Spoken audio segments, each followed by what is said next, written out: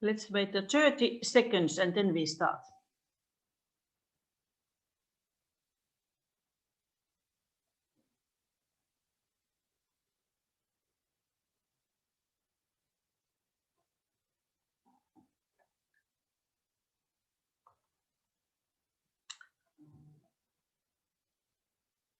So, good afternoon, everybody. My name is Kirsi Larkiala, and I'm running a fintech ecosystem.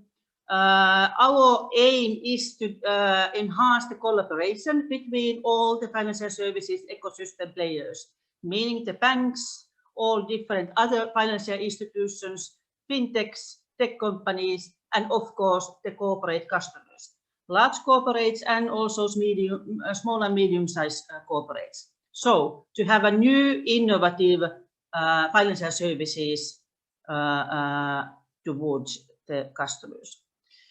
We are running a webinar series, Digital Trends in Corporate Treasury and Trade. We have had already 2, and now we are focusing today to a very, very interesting topic with guarantees, bill of exchange, and promissory notes moving digital. Especially guarantees, because we have a live pilot case and we have excellent speakers today. First, we start with Gunnar from Enigio, and then we continue with Harri Rantanen from SAP, and also being a chairman of the Standardised Trust, and then we move to the panel. But let me introduce first all the speakers, and we start, of course, the corporates. Vlada, we have Vlada Niemi today. Vlada is from Nokia and long-term senior specialist in trade finance and responsible for letters of credit with 8 years of experience, focused on digitalization and process optimization. Warmly welcome, Vlada. Then we have Janne Salminen, Group Treasurer of TietoEvry Corporation, and has a long experience from both corporate and treasury and from different management roles within finance. Janne is being responsible for TietoEvry's treasury operations, and he is evaluating with his team and also possibilities how to the digitalization could improve the efficiency of treasury processes within TietoEvry. Then we have a Gunnar from Enigio. Enigio AB, the Swedish fintech star. Gunnar is a senior operations and banking professional with over 30 years of experience from the financial sector in different organizations, geographies, and also cultural settings. Focus has been on trade finance and operations, always a senior leadership roles. Gunnar is now fully focused on making sure that Enigio's groundbreaking inventions and services will be known and implemented wherever there is a need for digitalization and transformation. The key areas where Enigio's treasury solution is a game changer are foreign trade and the finance industry, where paper versions of negotiable instruments and documents of title are still widely used. Other areas benefiting from Enigio solutions are any organization using or storing large volumes of paper documents and records. And then we have a Harri. With the extensive experience, Harri is familiar with the challenges and opportunities of digitalization in the financial sector for banks, corporate customers, and system suppliers. As a business developer for SAP's transaction services, including cash management and invoice and trade finance, Harri is looking for the future of SAP end customers and partners, where new, sustainable, and digital business models will apply to customer co-innovation and practical experimentation. So warmly welcome Vlada, Janne, Gunnar, Harri, and then we have also Andre here. Andre, everybody knows Andre. Andre is the well known from the Swift organization earlier, but currently focusing on customer advisory, but also being very, very active in ITFA, International Trade and Profiting Association. And we have created this webinar series in cooperation because we both have the same drive and innovation and try to improve the financial services. how they are today. Okay, let's start the actual topic. And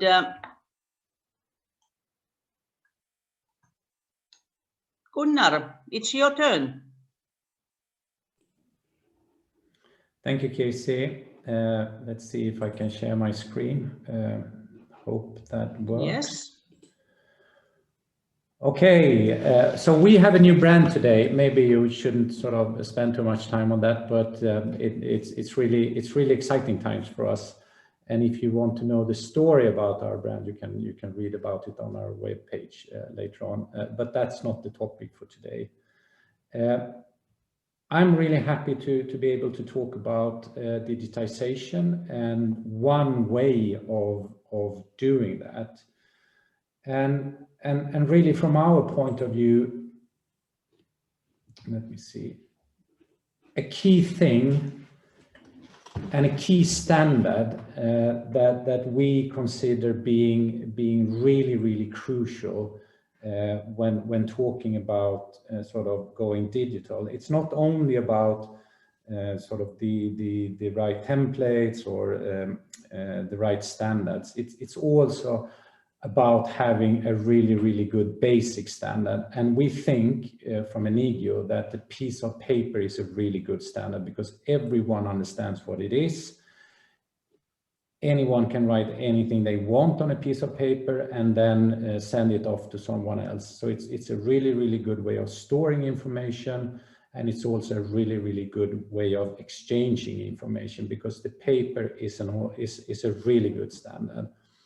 So we from Enigio, what we have been focusing on is how do you actually digitize a piece of paper? How do you make a piece of paper become digital? And keeping all the properties that sort of the paper represent, and also what is sort of recognized in most of the current laws. And there are actually a few things that you need to think about, especially as is the topic today. If you look at digitizing trade documents or trade finance documents like bills of exchange, promissory notes, bank guarantees, even transport documents like bills of lading or even warehouse receipts. So the list can be long. There are a few things you really need to think about and that you need to be able to convert into the digital space. First of all, you need to be able to distinguish an original from a copy. You need to be able to prove possession. It's also really key to be able to transfer the possession of the document from one party to another party without sort of the originality getting lost. It's also important to be able to present the original digital document to whoever needs to check whether or not you're in possession of the original. That might be a counterpart, that might be a court of law, that might be an enforcement agency, for instance. And also, you need to, in these days, it's really key that you think about the data privacy issues. Because many financial institutions and corporates today, they are really challenged by this. First of all, you need to know where your data sits and you need to be able to manage it properly. And if you look at sort of the data protection regulations in the EU, you even need to be able to be forgotten if you're sort of a private individual. And therefore, we think that our solution, which we actually call Trace Original, we have been able to replicate all of those features that sort of a paper document can do in the physical world. We can replicate all of that digitally. The business data is in the document and it's not shared anywhere else. So the holder and the one in possession of a Trace Original document has the original, has the possession, can hand over this document to a new person or a new entity, and can also prove the possession and the originality of the document to anyone. Doing this digitally and with modern technology, you also need you also get a few other advantages, and those are, especially in our case, that sort of the digital documents that can be created are immutable. They are fully traceable because they contain in the document the full audit trail, and they are also completely fraud safe, which is really a key feature in the trade finance space these days, because it's really plagued with so much fraud in different areas. So if I take a little step back and look at what you actually need to be able to do if you want to create electronic trade documents. This is based on the UNCITRAL model law for electronic transferable records. And it's also an extract from the Law Commission in the UK, because the UK is currently changing their legal environment in order to be able to accept electronic trade documents. And what the Law Commission is really looking for is electronic documents that can be obviously in an electronic form, and that they can contain the same information that today is contained in a paper trade document. And also that only one person can control the document at any time.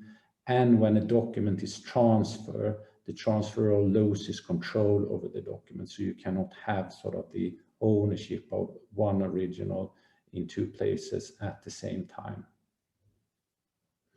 Also, there are a few other requirements that the electronic trade document you must be able to endorse it, and that you also need to be able to add an electronic signature to the document. So therefore, we think that having come up with sort of a solution of creating a digital original documents, there is now a way of creating bank guarantees, promissory note, bills of exchange, bills of lading, any type of trade document, and do that digitally, and only focusing on the document, not having to think about anything else but the document in itself. I should also say, and this is really key, because there are two ways when you digitize these days, that you can either go for sort of a platform, a closed user group where everyone sort of agrees on what rules and regulations should govern sort of the interchange of data, or you can look at our solution, which is really a standalone solution where you actually create digital original documents. And the way we do it is exactly the same way as a paper document is created today. You work in your normal back office system or ERP system or workflow system. You create your document, you create it as a PDF or as content, and today you probably print them and then you send them off by DHL or whatever medium you have. Our solution is based on the fact that you take this same content, and instead of pressing print to a physical paper, you just create a digital original document instead. And this makes it very easy to implement, and it also makes it really easy to create a digital record that you can freely send to anyone. Also, and this is where I'm very happy to have been able to work so much with Harry and Standardised Trust, because with the digital original document, we are not only sort of agnostic when it comes to content, we are also agnostic to the fact that you can actually apply a standard. So the Standardised Trust, and I think Harry will talk a little bit about that, is actually creating freely available JSON schemas for different types of trade documents, and especially for guarantees. And such a schema can easily be implemented into a digital original document. The only thing you need is you need to be able to access the JSON schema, you have your content, you have you have only 5 simple APIs, and then you can create freely transferable digital original documents, even in a PDF format. So to conclude, all the platforms that are out there, they're great, they are solving a lot of problems. But if you're really looking for a way to create something that is fully digital, that it keeps its original form, and then that it can be freely transferable to different parties, to different platforms, without them having to integrate with any specific APIs or sign any specific rule books, Trace Original might be something that you could be looking at. I should also mention the fact that we are today working very, very closely with the International Trade and Forfeiting Association, because they have created standards around electronic documents, and we have really focused on being able to comply with all of those standards. And for all the ITFA members, there is now a possibility to try this out and do that in a safe and a really good ITFA environment. Thank you. Thank you, Gunnar. It was an excellent overview of what you are actually doing and how you really trying to streamline and innovate the still quite manual trade finance ecosystem. For the audience, please send through the questions and answers some questions if you have, and Gunnar is joining the panel later today, so you have opportunity to hear more about Gunnar and Enigio's solution. Then we go for Harry, please. Yeah, just unmuting first and then starting to share my screen. Let's see what you will see there soon. And let's start with the presentation.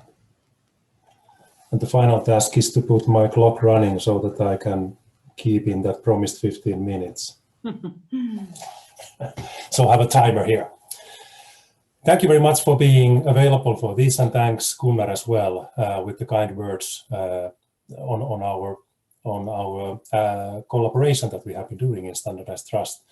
So I do not have here on my slide SEB logo at all, because the Standardized Trust was created exactly for the purpose that how trade finance could be creating something that is a common language within trade finance.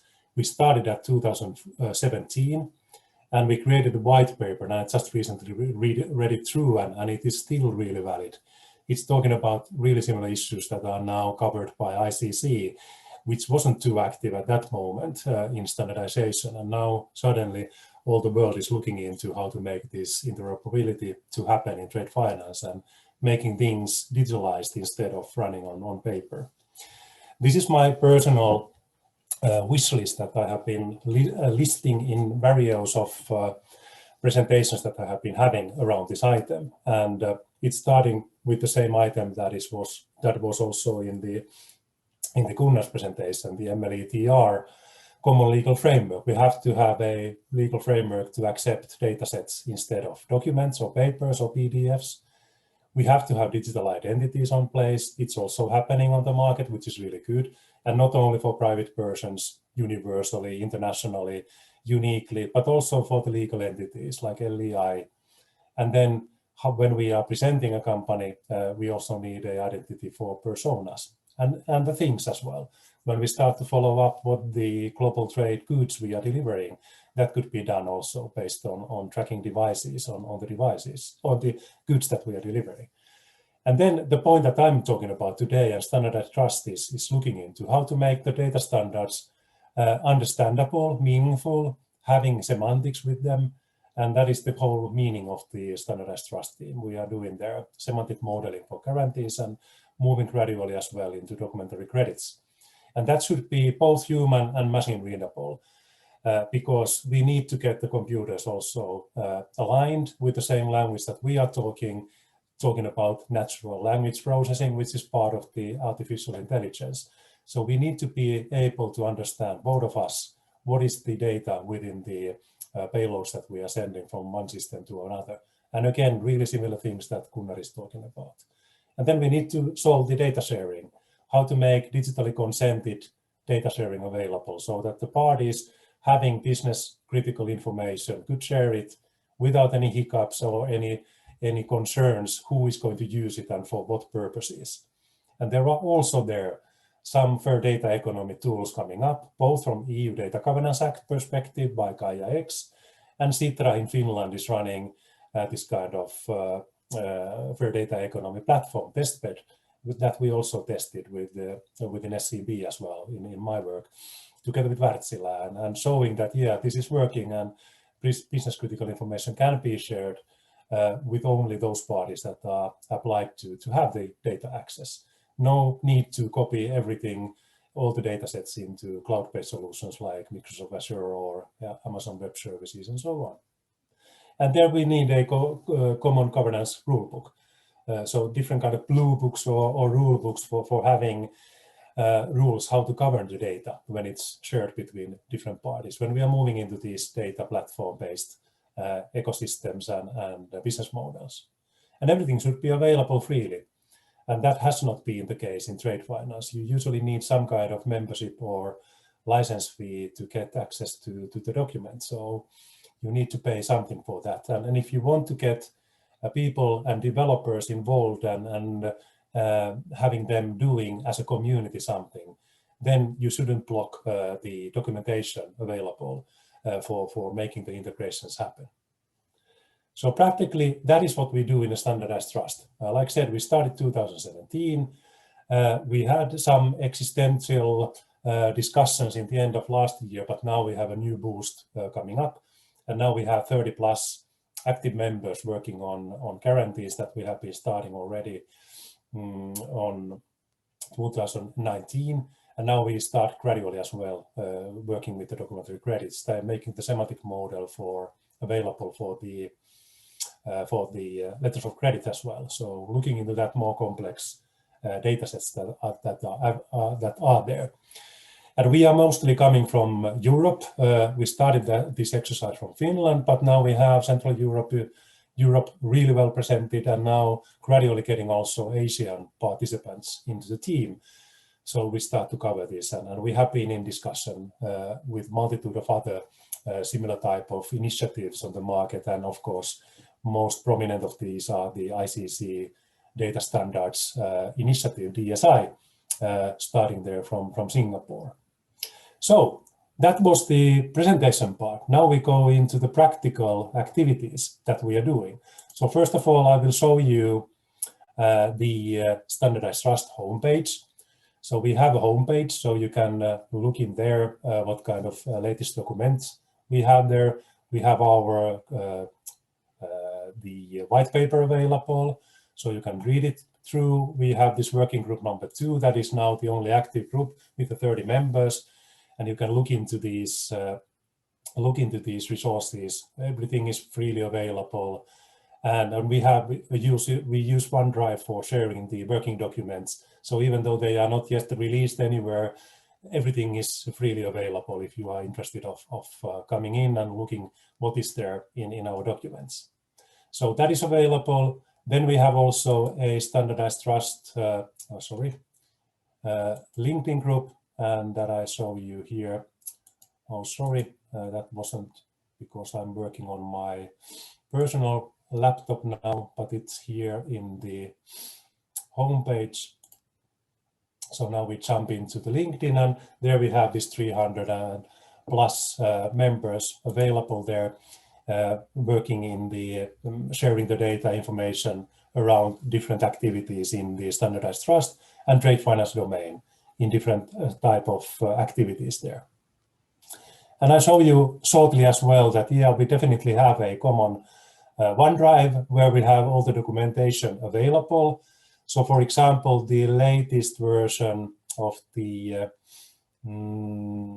of the semantic model I can show here. So it's coming up gradually. So it's an Excel sheet that we started, let's say, 2 years ago. And we have a multitude of documents available. We have a full data set available for the undertakings guarantees, and then all the structured elements available there. We started with ISO 2022 elements, but we have been expanding that for the common use, so that whoever system vendor, platform vendor, otherwise interested party running different platform-based business models can be applying this into the, for example, integration. So if you want to move data, guarantee data from one point to another within a company or between companies or platforms, you can apply to this, because the whole meaning here is that we combine data structure together with URDG rulebooks coming from ICC together, so that everyone can understand what kind of data could be transferred between different systems. And that is our main meaning. We are not going to solve any identity, digital identities, any kind of applications, any kind of systems. We are only providing common language tool for anyone that is interested to develop things around guarantees and later on documentary credits, so that they can be moved, for example, from different blockchain platforms to other systems like Bolero, SDocs, Contour coming from the letter of credit point of view. Now we have the digital vault services, new platform for guarantees as well.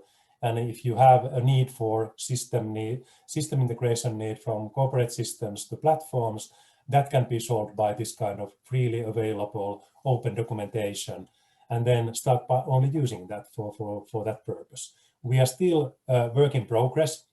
We are not ready. Even in this case, we are testing now the guarantee semantic model by different use cases.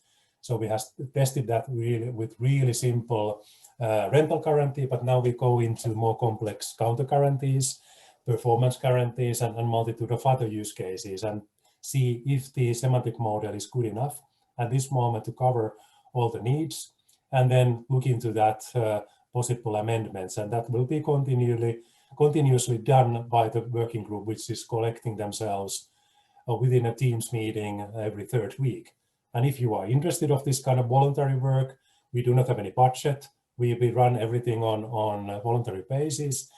So just having the expertise from different corporations, different banks, system providers, anyone who is interested of this kind of work.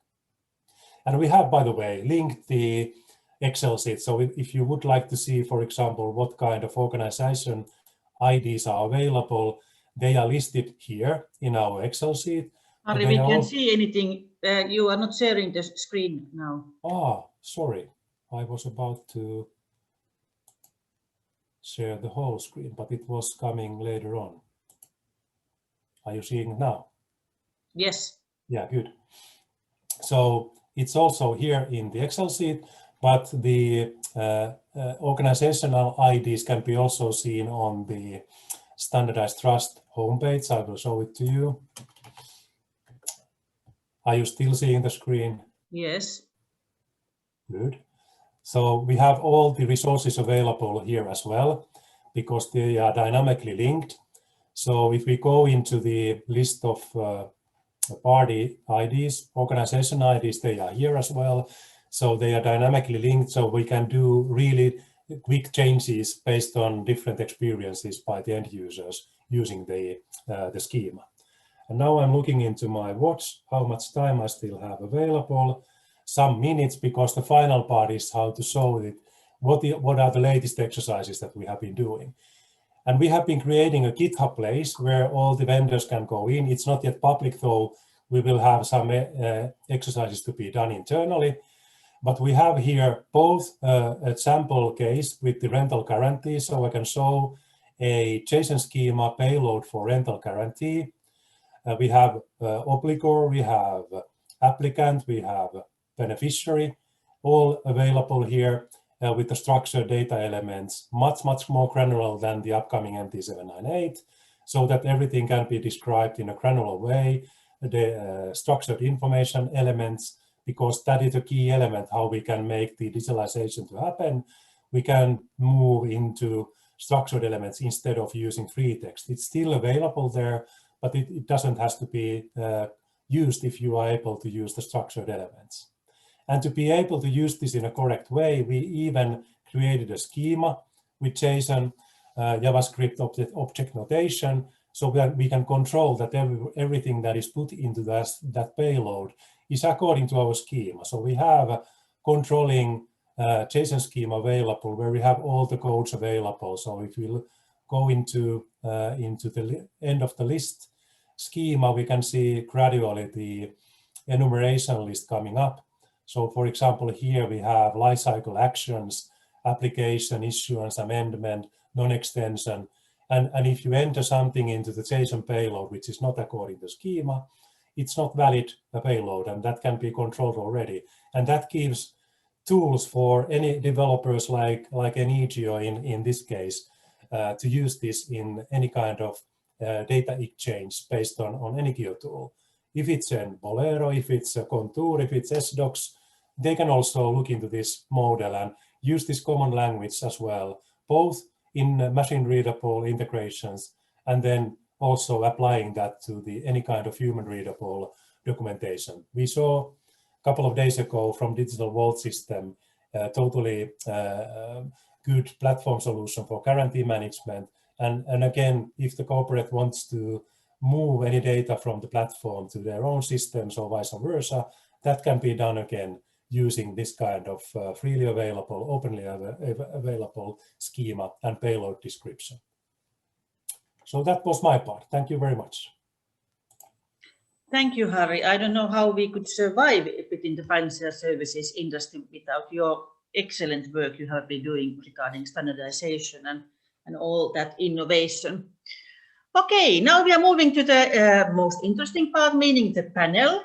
And I think it's a good idea to start a little bit about the company presentations, what actually TietoEvry and Nokia are doing currently regarding this topic we have today. So Janne, please, could you start?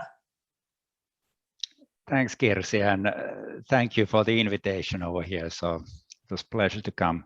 So maybe I start with a few words about the company itself. So TietoEvry. So TietoEvry is a leading digital services and software company with a local presence and global capabilities. Net sales of 2.8 billion euros and 24,000 employees. Our business is to help our customers in the transformation to the data-driven world, where there are then enablers like distributed cloud, data and analytics, 5G, open ecosystems with APIs and so. And as an example of our offering, we have an extensive offering to financial services and banking sector. But when thinking from Treasury and Trade finance perspective, we are mainly concentrating in the use of guarantees in TietoEvry, both issued by the parent company or by the bank. And when thinking the standardization and digitalization of the guarantee management, it is certainly of interest to us. And streamlining processes is one of our aims, but as always, one needs to be able to show also the business case for that, bearing in mind the prevailing volumes in these products. Good, thank you, Janne. And then Vlada from Nokia, please. From Nokia side, I would say, of course, it's a known fact. We are in a telecommunication business providing fixed and mobile network solutions, and our customers are big operators. And as we are a large corporate and we have a lot of trade finance transactions, so of course we would like to be a leader and we would like to be an influencer. And we're using a lot of different digital products in trade finance, and we have started already years ago. We were first of the adopters of Swift for corporates, MT798. And by the way, at that time, we were surprised in how different situation different banks were. So some banks were not able to send us SWIFT messages. Some were able to send us only limited amount of messages. And we have started to raise the requests and pushing for standardization. And as of today, I would say that this kind of standardization has been reached, and we are using SWIFT with all our banks for guarantees and LCs. And we are also expecting the full digitalization of guarantees. As Harri also mentioned, Guarantee Wall has been launched, and Nokia has been participating in the working group. And we are really expecting the full end-to-end digitalization of guarantees. And we've been using it as a trial platform provided by TradeStream. So all in all, I would say that we are very active. We are pushing the development needs, and we are also in very, very good cooperation with our solution provider, using our multi-bank system and providing requests, raising requests what could be developed so that we could use more of different digital services in the trade finance. Yes, Vlada, I think your and your colleagues' work within Nokia has been really, you are forerunners in many ways. Then let's ask from Janne, how do you think that the digitalization, is it finally coming to change the trade finance business and the guarantees? Well, certainly I would say that the digitalization will definitely come also to trade finance, and it's more about a matter of time when all these changes are happening. And one could say also in general that the pandemic has been increasing the pace of change in terms of digitalization in many respects. Vlada, what are the main obstacles in the areas you are not using the digital instruments? The main obstacles, it's really sounds surprising, but the main obstacles might be the corporates themselves. So they say that they are really overwhelmed by the manual work. They have tight resources and costs. But I can also see that this kind of situation may continue from years to years and nothing is done. I think that in such a situation, it's very important that you take the time, you do the investment, and then you will very fast see the return of investment. And this what happened in our case. We have all those solutions developments which we have done. They have really shown us great results very fast. We've been able to cut the costs and also to improve data correctness and visibility. So I would say that corporates themselves should not be the obstacles. They should find the time and resources for investment of digital products. Good, sounds very promising. Everybody should follow you. Yes, I fully agree that. Then what are the most important factors that drive the change in the business? And let's start with Harri, the banker view. What are the main obstacles, main factors that drive the change? Yeah, I think that the key elements I was mentioning already there, of course, as any others in the panel are already saying, I think that the change is needed between the ears, like we say in Finnish, meaning that we have an attitude change to be made first of all, so that we as human beings understand that we cannot run this kind of business anymore based on human hands and human eyes. We have to make the global trade easily available by digitalization, and all the efforts that we are doing should be aiming into that direction. And the elements that I was mentioning in my presentation are both challenges and the key elements for the solving this item. So we have a way to go, and we need so many different expertises to make this happen. And I think that the only way forward is to collaborate. We do not have any single organization that can solve this. not even ICC, but we have a role. ICC has a role for making things happen in a collaborative way, like they have now started in the recent years, and that kind of approach we need to have. I have a similar feeling that we had in the payments domain. We started ISO 2022, let's say 15, 16 years ago, and now 2025 it will be the one and only standard there in the bank-to-bank communication, and most of the corporations using that as well. Similar type of approach we will need, even though I know that the scope is more difficult and the needing more stakeholders to come along. But that is the only way forward. If we want to make this global trade happen in a more efficient way, even sustainable way, we need to have this information management and collaboration to happen in a better way. And I think it's the Standardized Trust is a great role model, because everything is open and everybody can double check and actually find the data that they can actually start the business and the change in their own projects. So I think that's an excellent role model. Gunnar, what is your view? You are a fintech company, and how you see what are the most important factors that drive the change? That drive the change.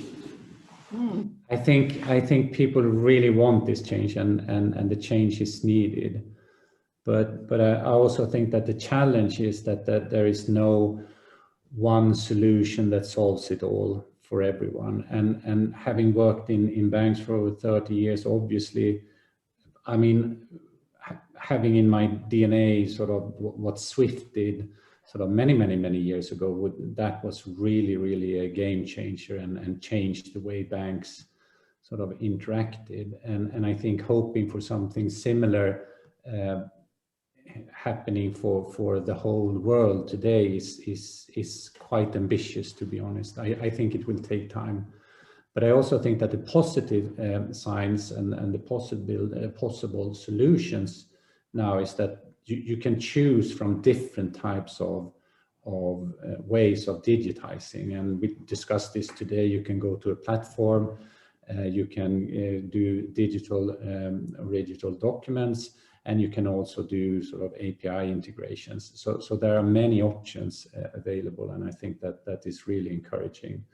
Also, as Harry mentioned, I think from sort of a legislature point of view, I think people are actually, how should I say that, getting their act together and start sort of providing the legal frameworks to make this happen. And that is actually, at least in my view, is going at record speed now due to the pandemic, obviously. So there are many great signs. There is a lot happening, and there are a lot of options and possibilities. Yes. Yeah.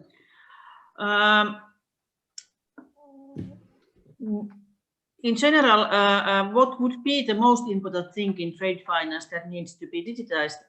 Well, obviously, in Standardized Trust, we have started with the guarantees. It has been the easy to understand and also simple enough to start. But what about Vlada and Janne? How you feel looking from corporate treasury point of view? Is that the right way to start? Is there anything else we would need to prioritize? Definitely. If I will start. So definitely it's the right way to start. We need to start from something. And I will answer this question not because my main responsibilities is letters of credit, but I really consider that letters of credit is a topic that needs to be developed and digitalized. And it's just a known fact that it's a very ancient instrument that hasn't been changed a lot. I've been in this industry, in the trade finance, for almost 10 years, and I would say that 10 years ago, not many things have been happening, but then in the late 3 years, a lot has happened. And letter of credit, it's so much focused on papers, on producing hard copies, which became really difficult and challenging during the time of pandemic. people were not able to get to the office, bankers were not able to check, examine the physical documents. So we really need to move towards digitalization in the ledgers of credit. There are already platforms available, some I would say even the revolutionary solutions, which we have already tried with the TradeStream platform. And also we have adopted e-presentation process with our Nordic banks. But this is definitely the topic that needs to be continued, and I would like to see all the banks supporting this idea that we are moving towards digitalization, that we can move scanned documents from confirming bank to issuing bank, so that we really get rid of papers. Janne. Yes, well, I think it's fair to say that the importance varies clearly based on the trade finance products one uses. From our perspective, of course, guarantee is the closest one, and clearly getting rid of the papers and being able to trace the document regardless whether you are a guarantor or a guarantee or beneficiary. Those are important factors where I see benefits to be achieved. Yes. Okay, let's move a little bit to the regulatory development issues. Both Gunnar and Harry has already a little bit touched that topic. Finally, there is some light, and I think Andre and in ITFA you have made a tremendous work to actually get those regulatory related things to move. From the bankers' point of view and from the fintech's point of view, does it require a new level of development work, and how much cost it's involved, and what kind of pain it is actually with your internal bank internal and fintech internal projects? So if Harry, you could start.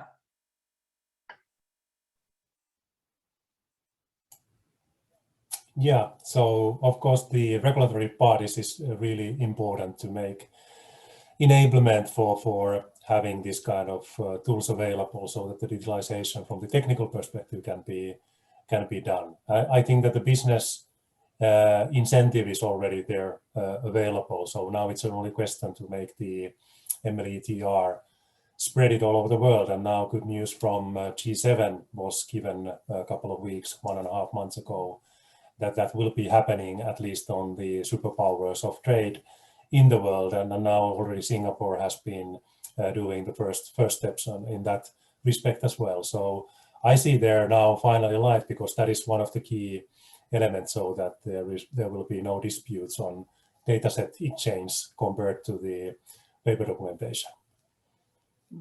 Yes, Gunnar, how you see that part?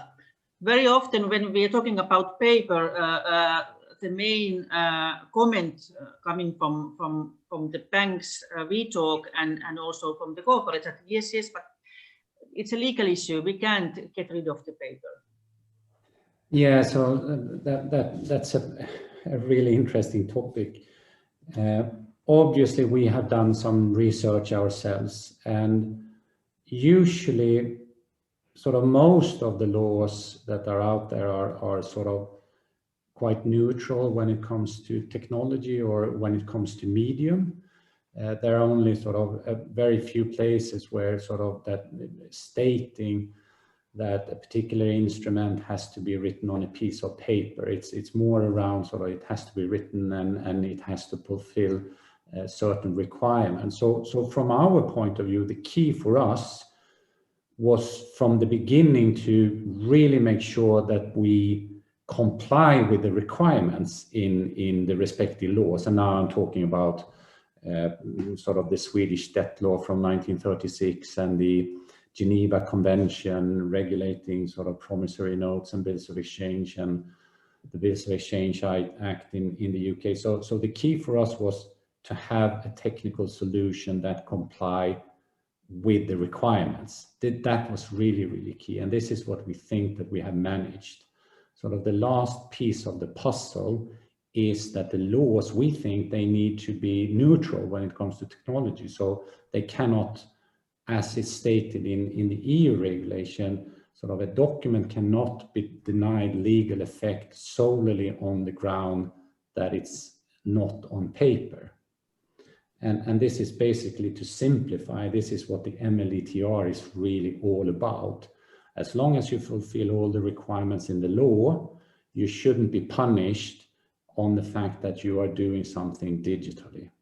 And this is really, I would say, the tipping point when it comes to the legal framework. So when we move into this space as a technology provider, you need to be 100% sure that you can fulfill all the requirements apart from this, because it will be very, very hard to all of a sudden change everything in the law. But if you can only change this little piece that sort of the laws have to be neutral when it comes to technology, then we have taken a giant step forward. But then it's up to us as tech providers to really comply with everything else. Exactly. Yeah. Thank you. Okay, then let's move to the APIs. That's a very, very hot topic, actually. I didn't interview Sirpa Kosonen today because Sirpa has been running the earlier webinars and not talking today, but Sirpa is heading our large corporate sales, and the questions we receive almost daily are related to APIs for the treasurers. And we have been participating to many discussions with several banks, and it's a lot of about APIs for cash management purposes, meaning account and account data. It starts to be a lot of APIs regarding FX purposes, but then not so much with the supply chain financing and the trade finance area itself. So now question to Janne first, and then Vlada about the APIs, and are you running at the moment any treasury API projects, or are you planning to do that kind of project? And if yes, why? And if not, why?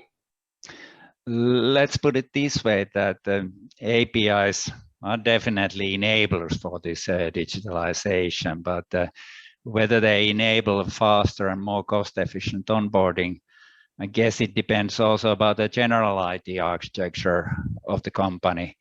In the long run, it helps for sure, but it may depend also about the plans regarding other systems in use. And in our treasury, we don't have a full API project as such, but certainly we are considering utilizing APIs as part of general evaluation options to be used when developing the systems. Yes, and Vlada. Yes, it's probably the same on our side. We don't have a dedicated project, but still APIs are part of our IT CFO strategy. And whenever possible, whenever we see a benefit, of course, we will implement it. And for example, if we see clear benefits related to electronic bank statement transactions. But also, I would like to mention that we've been able to fully automate our receivables finance process. So moving from totally managed via Excel into automation, and the development has been done by our IT Treasury. So we are using our internal tool, but also the banks are connected through API. So and this has been really a great development. So we've been able to automate all the costs, increase the visibility on the receivables finance. So that was our internal achievement. Yes. Great. Okay, then let's move to this another hot topic, which is different trade finance clubs and communities. Gunnar a little bit touched that area already, saying that Enigio is really interoperable with all possible trade finance clubs and communities, because it doesn't really it's not a platform. It's a it's a paper Enigio is replacing, but what is our corporate view regarding different trade finance clubs and communities? Janne, how you see this? Are there any challenges looking from the Treasury optimization and Treasury project point of view? How you see the future? I don't have a very strong view on this. I guess it depends so much on the complexity of the needs of the company in question, and how often one needs to consult, for example, regarding trade finance related matters. For some companies, I think it's probably more beneficial than to others. Yes, and Vlada. Yes, I think that these kind of clubs and communities, they are very, very important. And of course, when caravan is moving, someone needs to lead it, but which direction to lead? And of course, some will be early adopters, others will be followers. But I think that it's very, very important that we share these things in these communities, in these clubs, and the Standardised Trust is already a very good example. Then all the events arranged by Fintech, and earlier we've been able to meet physically, now this is happening digitally. But I think it's important, and also, for example, when we do cooperation with our solution service provider and improving, developing our multi-bank system, and it would be good if the requests that we're raising, they are not coming only from one corporate, but this would be a combined request from several corporates, and then this request becomes louder, and then we get better chances to get it through. And just as an example, a few weeks ago, I was participating in SWIFT working group, and when I have raised requirements, which are very important for corporates to be included into SWIFT messages, those have been rejected by banks. So here I would like really to see that corporates are uniting and raising those requests as a group. So, yes, very important point. Okay, let's then, I think this is probably the final panelist question we will have, because we might have, Andre, I think we have some questions from the audience as well. So Gunnar, please have an honest opinion, how you see the current level of collaboration between all players? Because your solution is touching everybody, all other fintech, the trade finance platforms, tech houses, the banks, the corporates. How you see the collaboration level at the moment? I think collaboration is a must, but I also think that everyone is so tied up with their own things. So I think going forward, I think we will see much more collaboration, because I think that is needed. And I think it's really, really key that these platforms can coexist, and also that we really think about sort of inclusion as well. And I think this is really, really key for ICC. So we don't sort of only focusing on sort of the very big ones and the very sort of companies and banks with the most sort of muscles and footprint, but we also make sure that we include everyone in this. But I think everyone is so busy with their own things now and trying sort of to build their own solutions and bring on customers and make things work and make things interoperable. So going forward, I think we will see much more collaboration, and under the guidance of ICC or ITFA and all the other organizations, we will see much more inclusion, and we will see really good solutions for everyone. So I'm extremely optimistic, although now it's quite messy, but it will be beautiful. So yeah, that's my view. Yes, thank you. It's a time issue as well. We see it in fintech ecosystem because we are in the middle of all. And 1 week is a long time for fintech company, but sometimes 1 month, 3 months, or 6 months is a short time for the banker. Sorry to say, but that's the case. Okay, Andre, do we have any questions there? No, I don't see any specific question in the chat, but of course I invite the audience to submit any question as IDs pop up. I have one question for the corporate representative, Vlada and Jane, with regards to the regulatory changes.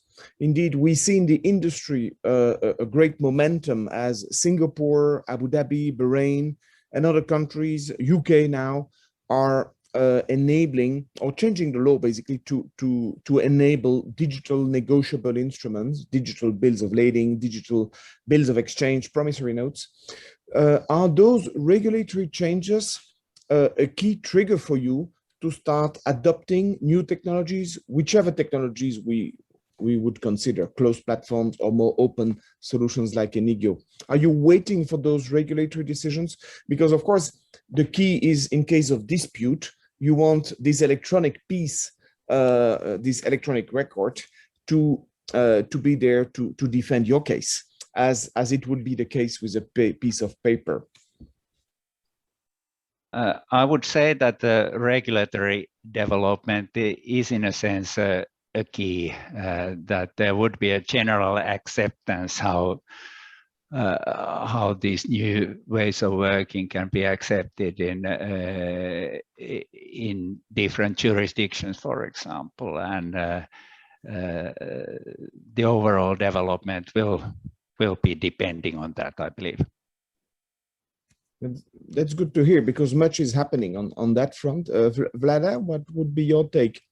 Yes, it's very important for us as well. And like we have been already raising the need of having digital certificate of origin, and so far it has not been possible. It's not adopted by all the banks all over the world. And then also we are pushing through this possibility to present documents via e-presentation, and it's even all the European banks are agreeing to that. So yes, we are really dependent on these regulations, and we follow up on those and really expect positive development in this field. Okay, because usually the fact is that banks have invested a lot in different platforms. I mean, technology, of course, is available from all corners with different solutions to digitize most of the trade flows, including the complex ones like bills of lading. We know of the Bolero S-Docs and many others now, but still the corporate adoption is very low. And if the corporate adoption is very low, the banks will indeed have no reason, no business case to push those electronic solutions. So we believe on the ITFA side, when we advocate for electronic transferable records based on the UN-CFACT model law for electronic transferable records, MLETR, that the first step could be to use technology for guarantees, which are not documents of title, because the legal hurdles are lower. And we see a lot of, indeed, large corporates starting to digitize guarantees, mainly those that are receiving a lot of guarantees. We had a webinar recently with the utility company in Dubai, having done that. And then the big step is to start digitizing negotiable instruments, so documents of title, which the guarantee is not, but and which are negotiable, indeed transferable, like the bill of exchange, bill of lading, and promissory note. And this is where the legal decisions or the regulatory decisions are critical. Hopefully next year we're going to see the UK indeed confirming this major change, and the UK being one of the G7 countries, it will be hopefully creating a ripple effect, at least in the countries that refer to the UK common law as a reference country to follow, basically, throughout the Commonwealth potentially. So we are very closely working with the Law Commission in the UK. But if I keep my ITFA hat on, if there is any work we could engage in the Nordic countries with your policymakers to show what Singapore has done, how UN-CFACT can help, what Abu Dhabi has done, and what the UK is doing right now in terms of integrating the model law into the national laws, then of course we would be very happy to support that process. the Nordic region being so open-minded on everything. So I guess it's a kind of no-brainer, but maybe there are still a few regulatory decisions to be taken to allow for electronic originals across all of those instruments. There is actually, Andre, an ongoing project in Nordics called Nordic Smart Government. And I had an opportunity to be in their kickoff meeting when they launched their fourth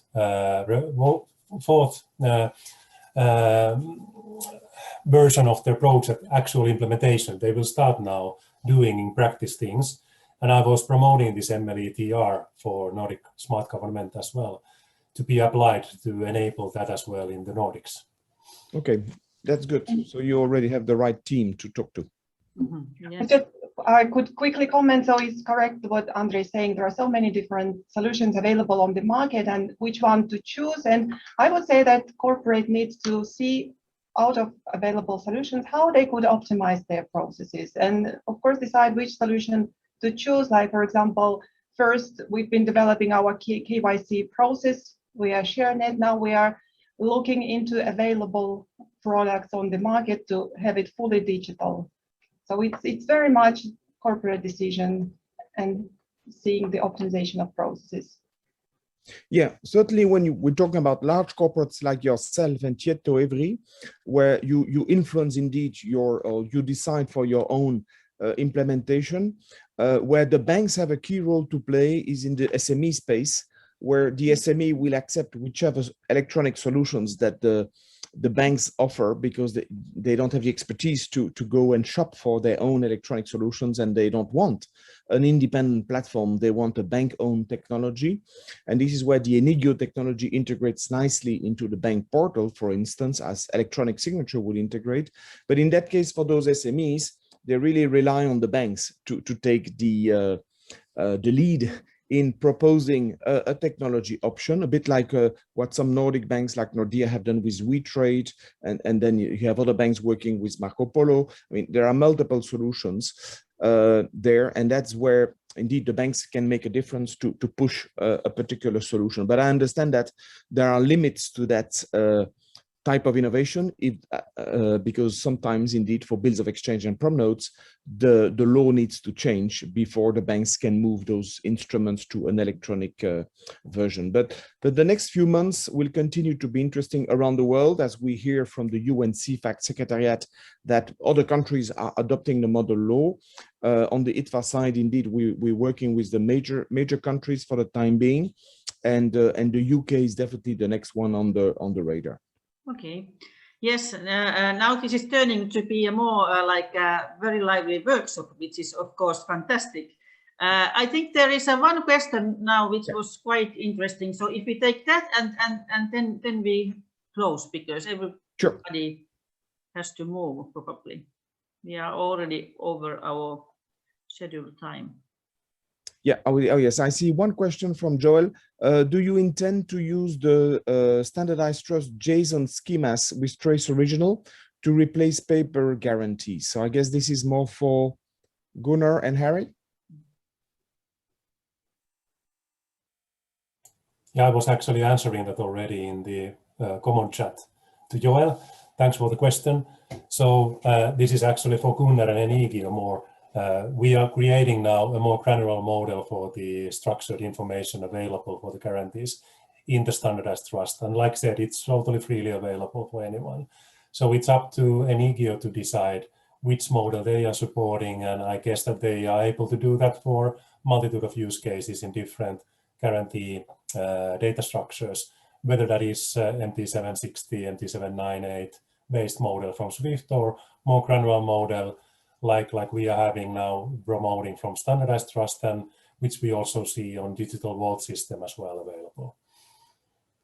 Yes, you're right, Harry. I mean, from our point of view, we are completely agnostic. So you can put a JSON schema into one of our documents, or you can put the Swift standard fields into one of our documents. It's really up to the creator. But where I think, sort of in addition to sort of the normal Swift standards, where sort of the work being done in the Standardized Trust group around the JSON schemas is really for for example, for one domestic market to just agree, this is the JSON schema we're going to use for all our rental guarantees, and then all the banks can just go digital overnight. They just have to agree on a specific JSON schema that's available for all. So I think that the standardized trust work is really, really key, and it's really, really important because then sort of the schema is available up front and it's available instantly. Yeah, and we can, and anyone can try to find out MT798 descriptions from the internet. Yeah. It's not there. You have to have an access code and license fees for that. So that is certainly delimiting the use as well. So that is the thing that I was referring, that everything should be available openly, like it is now in the payments domain. We banks, we are not protecting anyhow ISO 20022 documentation on payments. On the contrary, we want everyone to use it. So that is the key element here, how we can engage smaller and smaller companies, enable them for global trade.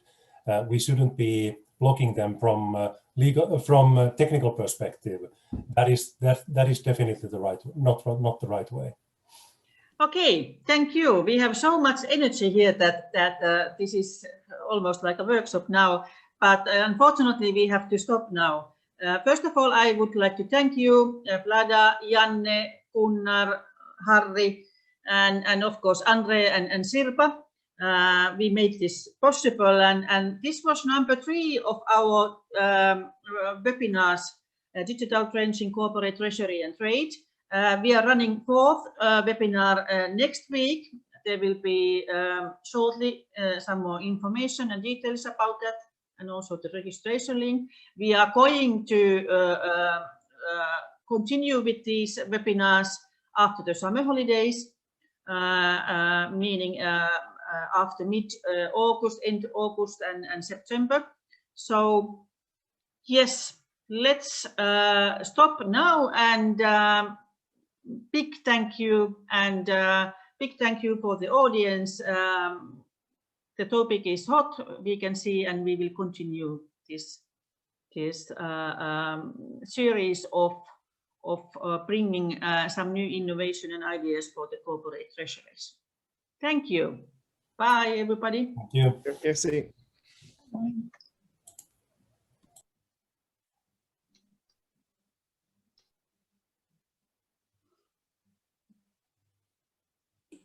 Thank you, Kirsi. It was really good. Yes.